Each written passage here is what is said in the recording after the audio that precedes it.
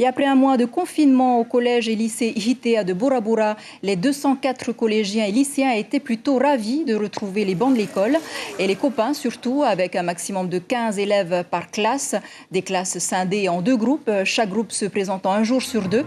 Eh bien, les récréations aussi sont décalées avec une surveillance accrue par le personnel des règles de distanciation sociale. Écoutez ce qu'en pense le proviseur et les élèves au micro de notre correspondant Tamatea Félix. Les classes du collège ont été divisées en deux. Les classes du lycée sont accueillies en classe entière, mais au-delà de 15 élèves, nous séparons les classes en deux groupes également. Et les élèves viennent un jour sur deux pour limiter l'effectif au maximum. Ça se passe très bien, comme c'est fatigant de rester à la maison. Je suis venu voir les amis pour prendre quelques temps avec eux, faire des cours avec les professeurs, passer mon temps quoi. Trop fatigant à la maison, donc il faut aller voir les amis. Tu fais attention quand même les mesures barrières? Oui. Faire attention comme quoi? Comme 1 mètre d'écart. Se laver les mains et se moucher dans un mouchoir. Et aux Marquises, les collégiens aussi de Hakahawa ou Uapo ont repris le chemin des cours. Il n'y avait pas d'obligation, mais les 50 élèves sur les 150 que compte l'établissement ont préféré retrouver leurs amis plutôt que de rester confinés. Nicolas Suir, Lionel Tehamouana. 50 collégiens sur les 150 à Hakahawa ont repris les cours. Ceux-là sont heureux de retrouver leur salle de classe. Oui, l'Assemblée. c'est l'Assemblée nationale. C'est bien parce qu'on voit les copines. Du coup, ça fait un mois qu'on n'a pas vu nos copines et là, on les revoit. Tu vois, c'est bien parce qu'on parle enfin. Leurs parents ne voient pas d'objection à ce retour à la normale. Étant donné qu'il n'y a pas de cas avérés de Covid-19 sur notre île, j'ai trouvé ça logique de reprendre le chemin de l'école. Cette semaine, il n'y a pas d'obligation d'assister aux cours. Alors, seulement le tiers des élèves est venu. 3 enseignants suffisent pour les encadrer et leur rappeler les gestes barrières en classe, aussi bien qu'à la cantine. Nous avons préparé aujourd'hui 60 repas pour nourrir nos collégiens. Et exceptionnellement, dans le cadre de la continuité pédagogique, nous accueillons les lycéens. Quelques lycéens sont venus pour travailler sur leur livret et bénéficier de la connexion Internet. Cette semaine, les collégiens ont également travaillé sur le livret distribué la semaine passée. Les cours ont lieu seulement le matin de 8h à 11h.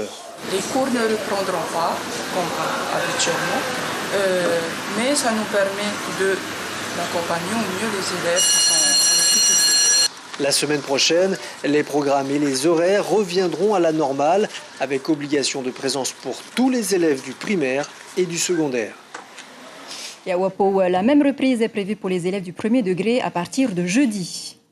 Et puis au Tuamotu, la rentrée des 50 enfants de l'école primaire de l'île de Kaukura s'est faite à petits pas. Une rentrée échelonnée avec 12 élèves autorisés par classe. Hier déjà, les 2 enseignants de l'école ont arrangé leur espace de travail de manière à ce que les enfants soient suffisamment distancés. Toujours 2 groupes par classe avec une demi-journée de cours de 8h à 11h seulement.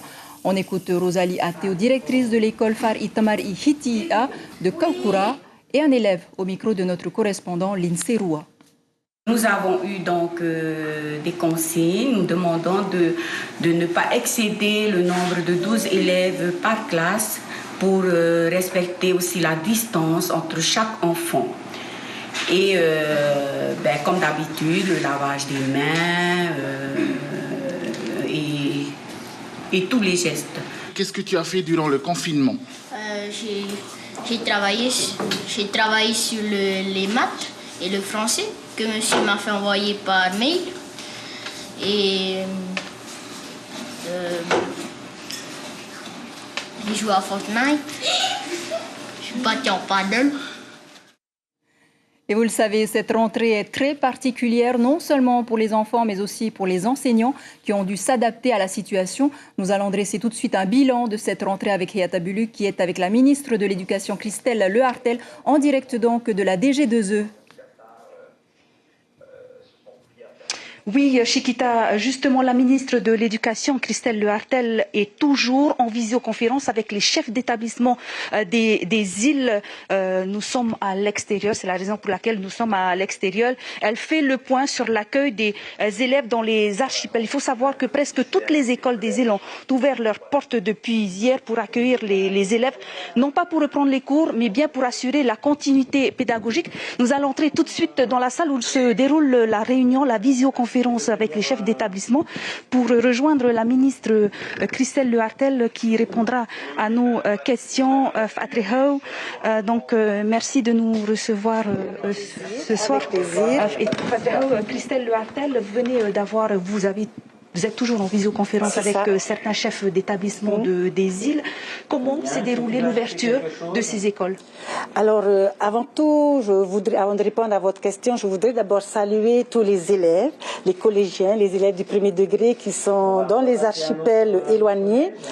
Effectivement, depuis 16h cet après-midi, nous sommes en visioconférence avec déjà les inspecteurs du premier degré parce qu'on avait besoin de faire un bilan de leur entrée des classes, effectivement. Et comment ça se passe? Alors ça se passe très très bien. On va dire que à plus de 90%, tout se passe bien.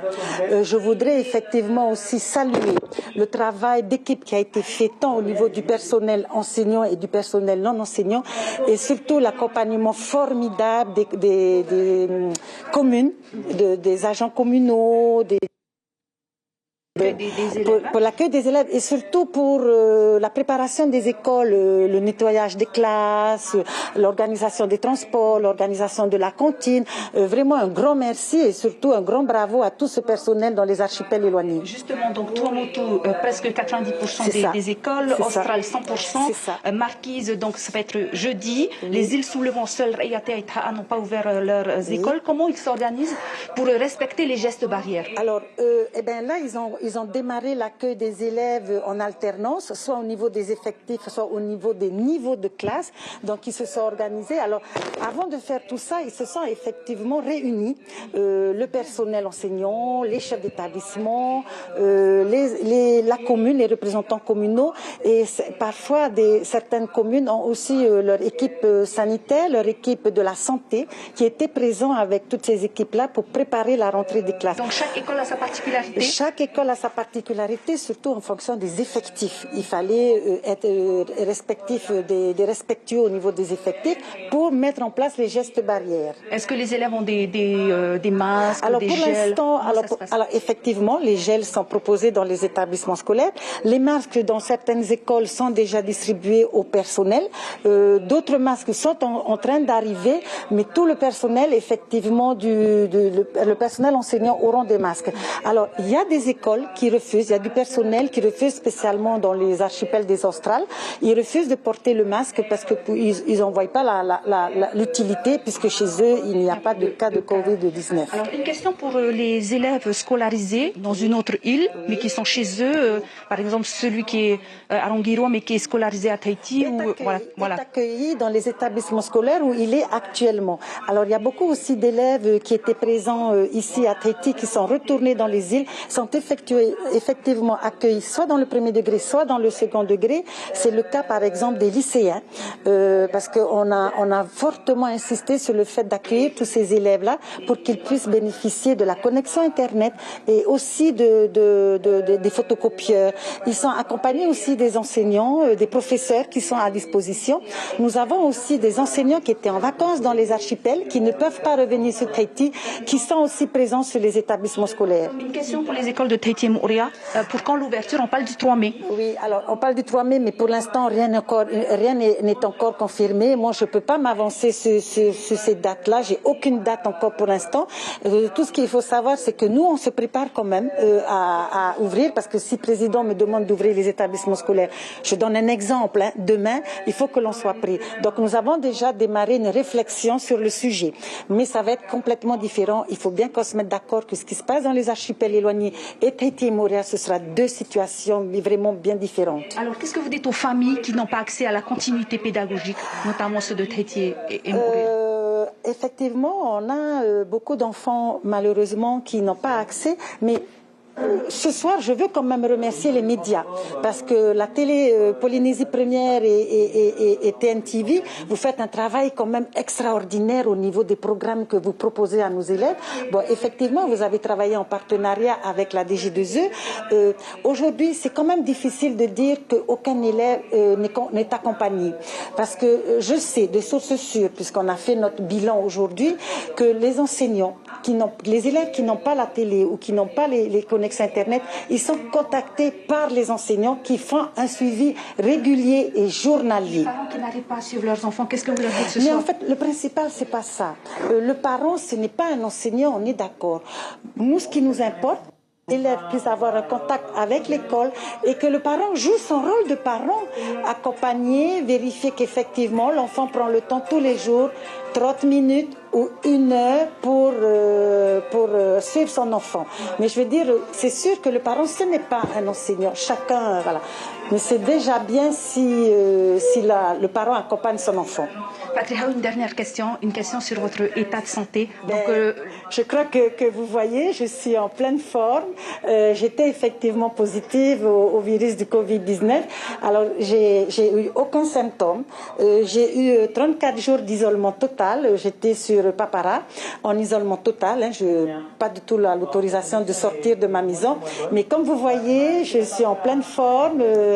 J'ai continué à travailler depuis le 18 mars en visioconférence. J'étais tous les jours en Conseil des ministres avec mes collègues du gouvernement et aussi tous les jours en contact avec la DG2E et mes différents services parce que il faut parler aussi de mon autre portefeuille qui est le sport et la jeunesse. D'accord, vous confirmez ce soir que vous n'êtes plus porteuse du virus? Alors, je ne peux pas vous confirmer la chose puisque je ne suis pas médecin, mais je fais confiance aux médecins qui m'ont... J'ai eu des tests, mais je fais confiance aux médecins qui m'a autorisé à sortir. Ce qui est sûr, c'est que je ne suis plus contagieuse. D'accord, vous êtes négative alors? Je ne sais pas. Mais pour l'instant, je ne suis plus contagieuse. Donc, je peux sortir, je peux travailler. Le haut-commissaire m'a donné l'autorisation de sortir, tout en respectant effectivement, comme vous le voyez, les gestes barrières. Une dernière question. Vous disiez que vous êtes ministre des Sports. Qu'est-ce qu'il en est pour Hawaii Kinui?